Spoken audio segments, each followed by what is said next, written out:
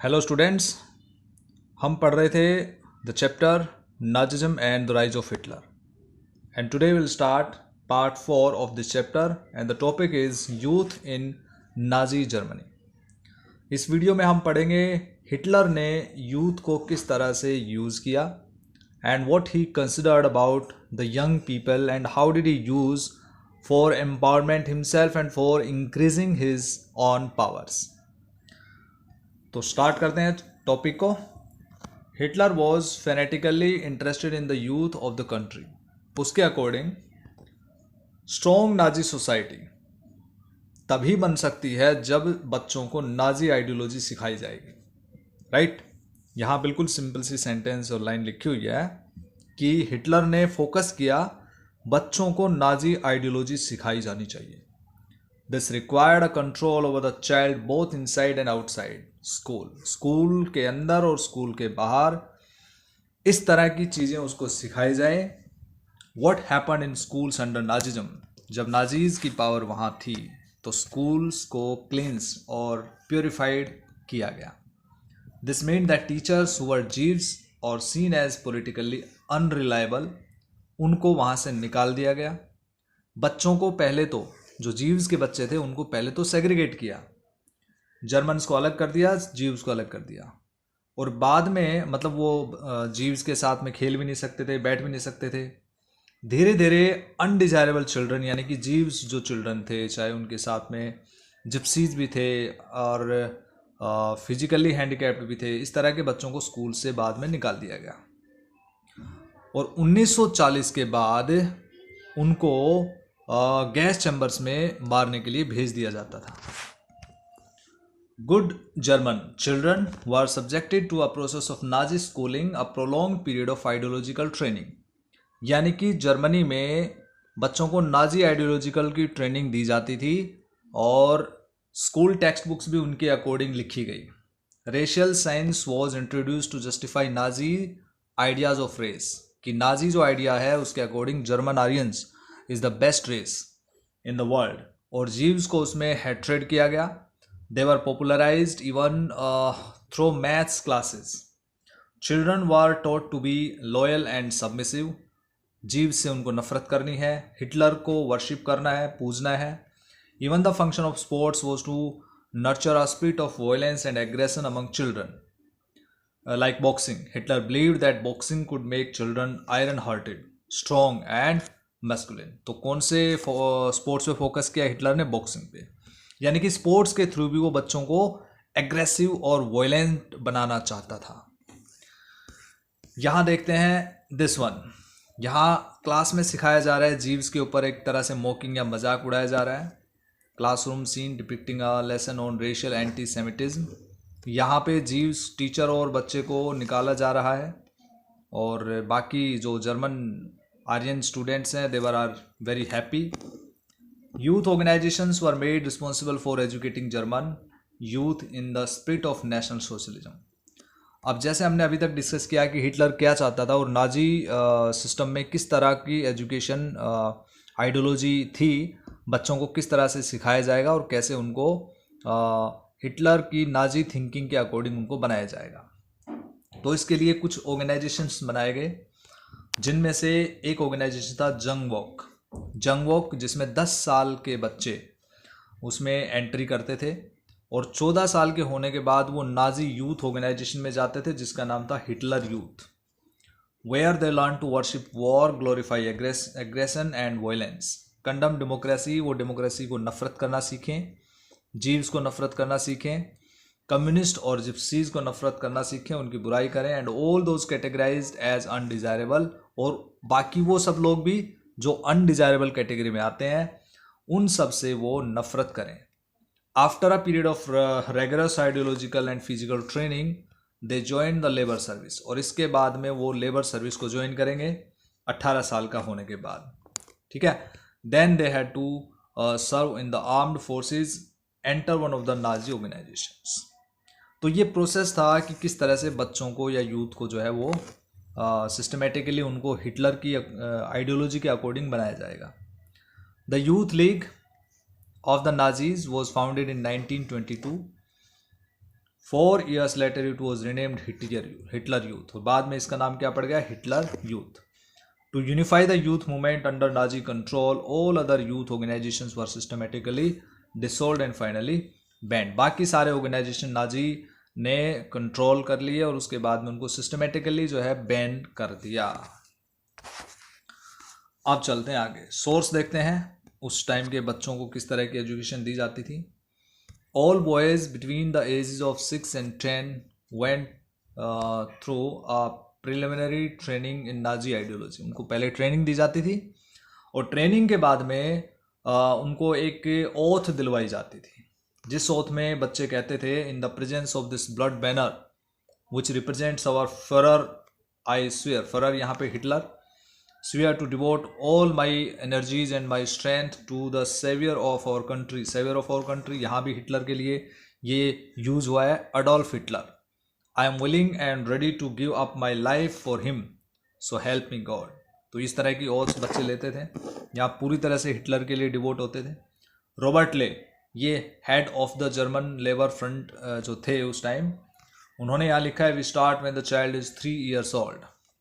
As soon as he even starts to think, he is given a little flag to wave.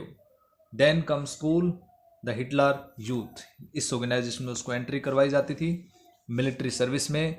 But when all this is over, we do not let go of anyone.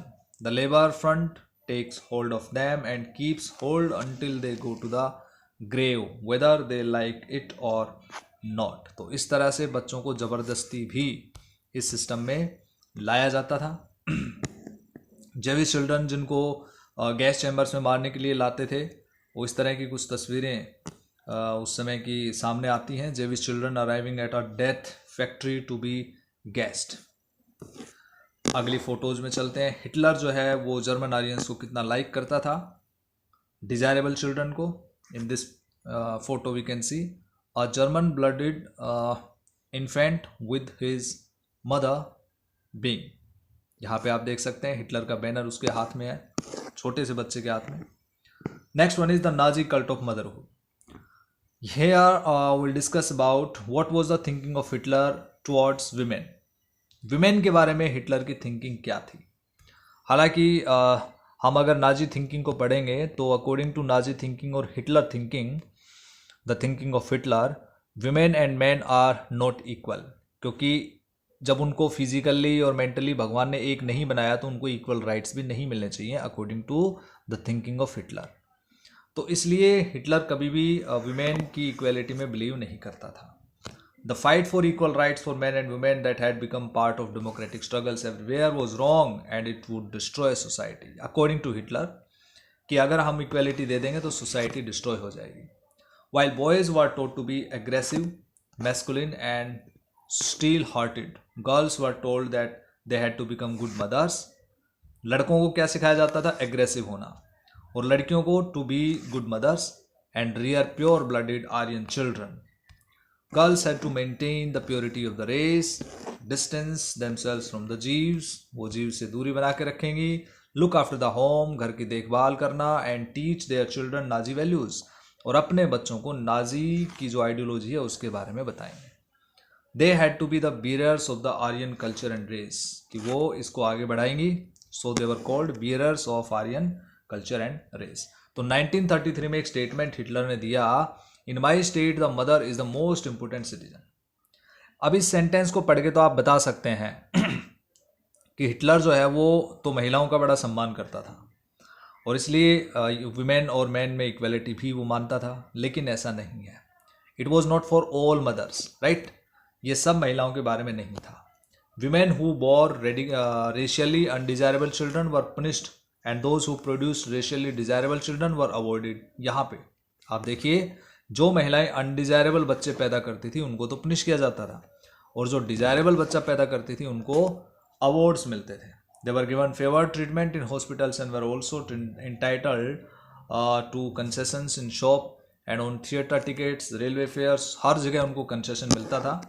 To encourage women to produce many children, ऐसे desirable children ज़्यादा से ज़्यादा पैदा करने के लिए women को awards दिए जाते थे एंकरेज करने के लिए. ऑनर क्रॉसेज वर अवॉर्डेड, जैसे अगर किसी महिला ने 4 बच्चे पैदा किए तो उसको ब्रॉन्ज क्रॉस मिलेगा, अगर 6 तो सिल्वर, और अगर 8 और मोर चिल्ड्रन अगर उसने पैदा किए तो उसको गोल्ड क्रॉस मिलेगा। All Aryan women who deviated from the prescribed code of conduct were publicly condemned and severely punished. Those who maintained contact with Jews, Poles, and Russians were paraded through the town with shaved heads, blackened faces, and placards hanging around their necks announcing, "I have sullied the honor of the nation." ऐसी महिलाओं को बड़ा punish किया जाता था और किस तरह से उनकी बेइज्जती की जाती थी, यहाँ पे आप पढ़ के आप देख सकते हैं। उनके गले में ये लिखा हुआ बैज लटका दिया जाता था कि मैंने अपने कंट्री की बेइज्जती, अपने कंट्री के सम्मान को ठेस पहुंचाई है। Many received jail sentences and lost civic honours as well as their husbands families for this criminal offence. तो अनडिजायरेबल बच्चे पैदा करना क्या माना जाता था? क्रिमिनल ऑफेंस माना जाता था। The art of propaganda. अब ये सारी चीज़ें जर्मनी में होती रही लेकिन दुनिया को पता नहीं लगा। क्यों पता नहीं लगा? क्योंकि जो उनका प्रोपेगेंडा का तरीका था, जो उनका प्रचार का तरीका था, that was very separate, very different. The terms they coined to describe their various practices are not only deceptive, they are chilling. Nazis never used the words kill और murder. उन्होंने कभी भी इन वर्ड्स का यूज़ नहीं किया, media में भी ये कभी भी ये वर्ड्स नहीं आए। तो कौन से वर्ड्स थे? मास किलिंग्स के लिए, जीव्स को मारने के लिए स्पेशल ट्रीटमेंट और फाइनल सॉल्यूशन जैसे वर्ड्स यूज़ किए जाते थे। डिसेबल्ड को मारने के लिए यूथनेजिया वर्ड यूज़ किया जाता था, और बाकी के लिए selection, disinfections, evacuation, meet, deporting people to gas chambers, इस तरह के वर्ड्स को यूज़ किया जाता था, जो कि काफ़ी जो है डिसिसिव होते थे और लोगों को पता ही नहीं लगता था। दे वर लेबल्ड डिसइंफेक्टेड और disinfection areas and look like bathrooms equipped with fake shower heads. इस तरह के दिखने वाले चैम्बर्स होते थे जिनके अंदर इनको मारा जाता था। Media was carefully used to win support for the regime and popularize its worldview. Nazis' ideas were spread through visual images, films, radio, posters, catchy slogans, and leaflets. In posters, groups identified as the enemies of Germans were stereotyped. Jews जो थे उनको German का enemies माना जाता था, उनका मजाक उड़ाया जाता था, abused और described as evil उनको एक्सप्लेन किया जाता था पोस्टर्स में। सोशलिस्ट एंड लिबरल्स, ये लोग क्योंकि नाजी के अगेंस्ट थे ये लोग, और हिटलर इनसे नफरत करता था। They were represented as weak and degenerate. They were attacked as malicious foreign agents. Propaganda film भी बनाई गई उस टाइम, और इस तरह की जो फिल्म थी द इटर्नल जीव, ये एक ऐसी फिल्म थी जिसको हम कह सकते हैं कि पूरी तरह से जीव्स के अगेंस्ट हैट्रेड क्रिएट करने में इसका काफ़ी contribution था। After that, Orthodox Jews were stereotyped and marked. They were shown with the flowing beards, wearing kaftans, whereas in reality it was difficult to distinguish German Jews by their outward appearance because they were a highly assimilated community. क्योंकि real में अगर आप देखेंगे तो German जीव्स और German आरियंस में कोई difference दिखाई नहीं देता था। So they were referred to as vermin, rats and pest. इस ऐसे वर्ड्स को जो है उनके लिए यूज़ किया गया जीव्स के लिए। Their movements were compare to those of rodents की तरह उनको दिखाया गया। Nazism worked on the minds of the people, tapped their emotions and turn their hatred and anger at those marked as undesirable। तो इस तरह से ये नाजी प्रोपेगेंडा था जिसमें लोगों के अगेंस्ट, ऐसे लोगों के अगेंस्ट जो हिटलर को पसंद नहीं थे, उनके अगेंस्ट किस तरह से नफरत फैलाई गई, ये आप इसमें कार्टून में देख सकते हैं। The person who is sitting on this big round shape object that is like coin, और ये रुपीज़ का जो है सिंबल है। एक सैक में, एक बड़े से सैक में ये पर्सन बैठा है, इसके ऊपर नाजी पोस्टर अटैकिंग जीव्स। तो इस तरह से उनके ऊपर मजाक उड़ाया गया कि ये बहुत ज़्यादा ग्रीडी पीपल हैं। German farmer, you belong to Hitler, why. यहाँ पे पोस्टर टाइप ये ऐसे बनाए गए थे, national socialism from Nazi leaflet 1932 में। ऐसे लीफलेट्स जो है उस टाइम बड़े कॉमन थे, जो हिटलर को काफ़ी पॉपुलर बना रहे थे और लोगों को उसकी सम्मान करने के लिए, उसका सपोर्ट करने के लिए अट्रैक्ट कर रहे थे। इसके बाद चलते हैं ordinary people and the crimes against humanity. पूरी जर्मनी में उस टाइम 3 तरह के ग्रुप्स थे। कुछ लोग थे जो हिटलर के अगेंस्ट थे लेकिन वो साइलेंट थे, दे वर साइलेंट, राइट। कुछ लोग थे जो बहुत सारे लोग थे जो फेवर में थे, दे वर इन फेवर, उनको तो डरने की ज़रूरत नहीं थी। एक बड़ा प्रोपोर्शन था जो कि ना तो फेवर में दिख रहा था और ना ही अगेंस्ट में दिख रहा था। तो ऐसे लोग जो है वो काफ़ी बड़ी प्रोपोर्शन में थे। सो इस तरह से 3 ग्रुप यहाँ पे हो। तो यहाँ पे हम देखते हैं how did the common people react to Nazism. जैसे मैंने आपको बताया कि यहाँ पे 3 ग्रुप्स जो है बने हुए थे। तो many so the world through Nazi eyes and spoke their mind in Nazi language. They felt hatred and anger surge inside them when they so someone who looked like अ जीव। तो ये जीव्स के अगेंस्ट नफरत करते थे ये लोग। But not every German was a Nazi. सब लोग नाजी नहीं थे। Many organized active resistance to Nazism braving police repression and death. बहुत सारे लोगों ने अपोज किया और मारे भी गए। The large majority of Germans however were passive on lookers. जैसे मैंने आपको बताया कि ज़्यादातर लोग साइलेंट थे और ये लोग जो है बहुत बड़ी प्रोपोर्शन में थे। शायद ये उसके अगेंस्ट थे लेकिन फिर भी they were too scared to act, to differ, to protest, they prefer to look away. जैसे पेस्टर न्यूमिलर एक रेजिस्टेंस फाइटर था, observe an absence of protest and uncanny silence amongst ordinary Germans in the face of brutal and organized crimes committed against people in the Nazi Empire.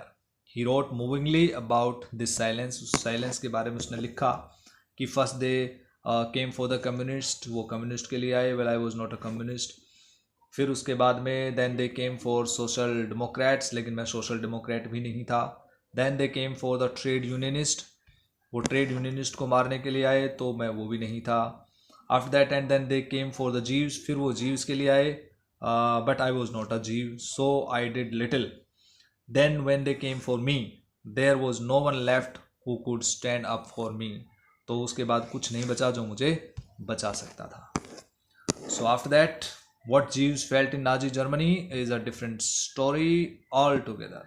Charlotte Brad secretly recorded people's dreams in her diary and later published them in highly disconcerting book called The Third Reich of Dreams. ये एक book है जो Charlotte bread ने लिखी थी. इस book में आपको मिलेगा किस तरह से लोग डरे हुए थे और क्या वो चाहते थे. What were their dreams? She describes how Jews themselves began believing in the Nazi stereotypes about them. They dreamed of their hooked noses, black hair and eyes. Jewish books and body movements.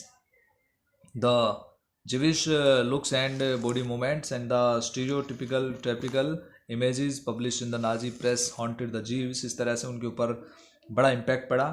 And they troubled them even in their dreams. वो उनके सपनों में भी Nazi उनको डराने लगे. And Jews died many deaths even before they reached the gas chamber. और gas chamber में पहुंचने से पहले वो इतना अत्याचार झेलते थे कि वो कई मौतें मर जाते थे.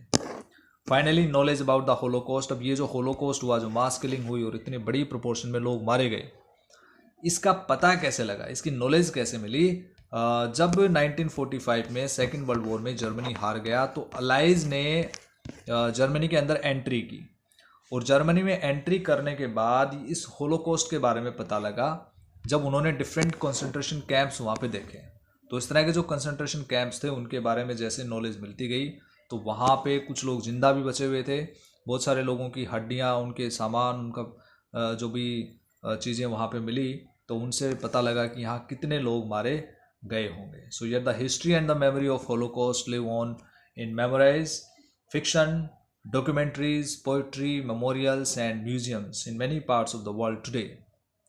These are a tribute to those who resisted it, जिन्होंने oppose किया, an embarrassing reminder to those who collaborated and a warning to those who watched in silence. ये सब के लिए, जिन्होंने resist किया उनके लिए एक tribute था, सम्मान था.